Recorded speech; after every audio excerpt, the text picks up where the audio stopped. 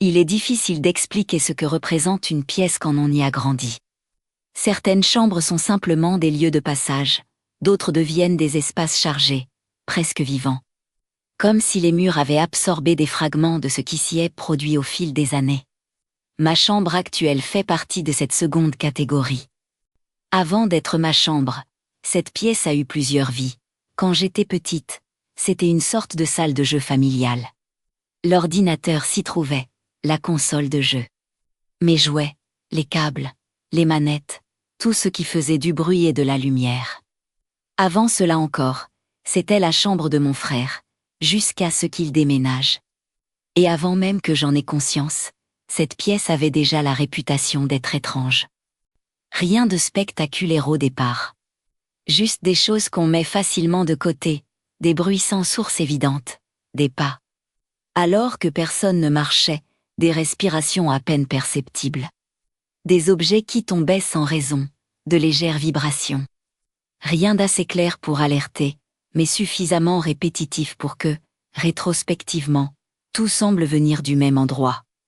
En 2017, j'ai emménagé définitivement dans cette chambre.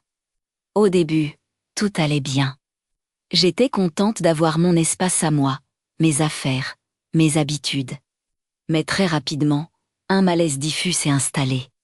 Ce n'était pas de la peur franche, plutôt une impression persistante d'être observée. Comme si la pièce n'était jamais complètement vide, même quand je savais rationnellement que j'étais seule. La première manifestation vraiment marquante est arrivée une nuit. Mon lit se trouvait dans un coin de la chambre, collé à deux murs. En face, dans le coin opposé, il y avait mon bureau, l'ordinateur, le modem. La nuit, les petites lumières du modem restaient allumées, créant un point de repère dans l'obscurité. C'est là que je l'ai vue pour la première fois. Une ombre, très haute, anormalement haute, une forme sombre, dense, qui se tenait précisément devant l'ordinateur, entre les lumières du modem et mon lit. Je pouvais la distinguer non seulement par sa silhouette, mais aussi parce qu'elle occultait ces petites lumières. Là où elles auraient dû être visibles, il n'y avait plus rien. Je n'ai pas bougé, mon corps s'est figé instantanément. J'ai su, sans comprendre comment, que cette chose me regardait. Pas de visage, pas de traits. Juste une présence écrasante, orientée vers moi. Par réflexe, je me suis tournée vers le mur, dos à la pièce, comme un enfant qui se cache sous la couette. Mais c'est à ce moment-là que la sensation est devenue encore plus insupportable, cette impression que quelque chose se rapprochait. Que le regard se faisait plus intense. Comme si, en ne regardant plus l'ombre, je lui laissais davantage d'espace. Puis il y a eu les bruits. Ils venaient toujours du même endroit, la bibliothèque, l'armoire, 3 coups, toujours 3, pas plus, pas moins, lent, sec, régulier. Assez fort pour être indiscutable. Pas assez pour alerter toute la maison. Les nuits suivantes ont été un enfer, je dormais très peu. Je me réveillais constamment avec cette sensation de présence derrière moi. Et surtout, au réveil, je remarquais des choses qui m'ont profondément troublée, des égratignures sur ma peau. Des marques fines, rouges, parfois légèrement en relief. Je n'avais pas les ongles longs. Je ne pouvais pas me les infliger en dormant. Elles apparaissaient, sans explication. Je n'osais pas en parler, pas tout de suite. J'avais déjà raconté d'autres expériences étranges par le passé, et on ne m'avait jamais vraiment cru. Alors je gardais tout pour moi, en essayant de rationaliser, de me convaincre que le stress, la fatigue ou l'imagination pouvaient expliquer ce que je vivais. Mais ce qui a suivi a dépassé tout ce que j'aurais pu inventer.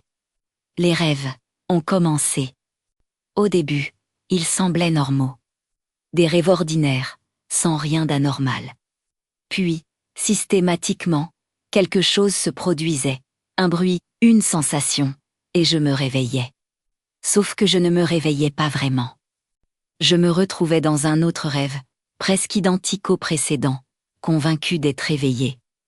Tout semblait normal, jusqu'à ce qu'un nouvel élément étrange survienne, et que je me réveille à nouveau.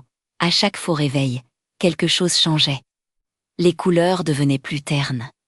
L'environnement perdait en netteté. Très vite, j'ai compris que je rêvais, mais je ne savais plus à quel niveau.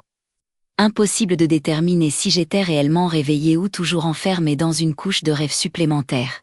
Cette lucidité partielle était pire que l'ignorance. Elle s'accompagnait d'une angoisse écrasante, d'un désespoir profond, comme si je me noyais dans ma propre conscience.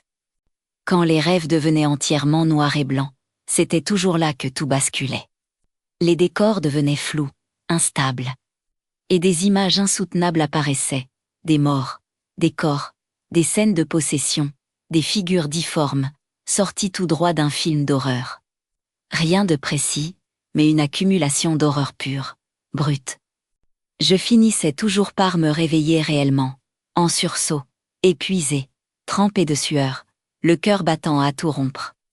Ces nuits-là, je ne me reposais pas. Je survivais jusqu'au matin. Quand j'ai enfin parlé à ma mère, elle m'a surprise. Contrairement à ce que je craignais, elle ne m'a pas tourné en dérision, elle a pris la situation très au sérieux. Elle a demandé conseil à certaines de ses collègues de travail, dont plusieurs pratiquaient l'imbanda. Elles lui ont dit, sans détour, que ce qui se passait n'était pas anodin. Que la pièce devait être purifiée. Je ne sais pas exactement ce qu'elle a utilisé. Je me souviens simplement de l'eau bénite, du nettoyage méthodique de la pièce, des gestes précis. Elle a aspergé chaque recoin, chaque mur, chaque meuble. Elle m'a donné un chapelet à poser sur ma table de chevet, et après cela, tout s'est arrêté.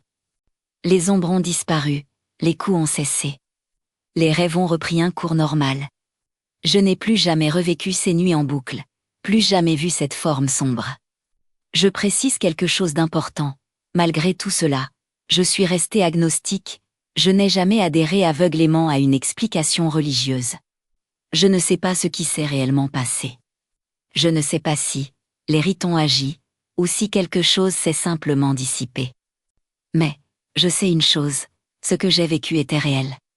Et cette chambre n'était pas une pièce comme les autres.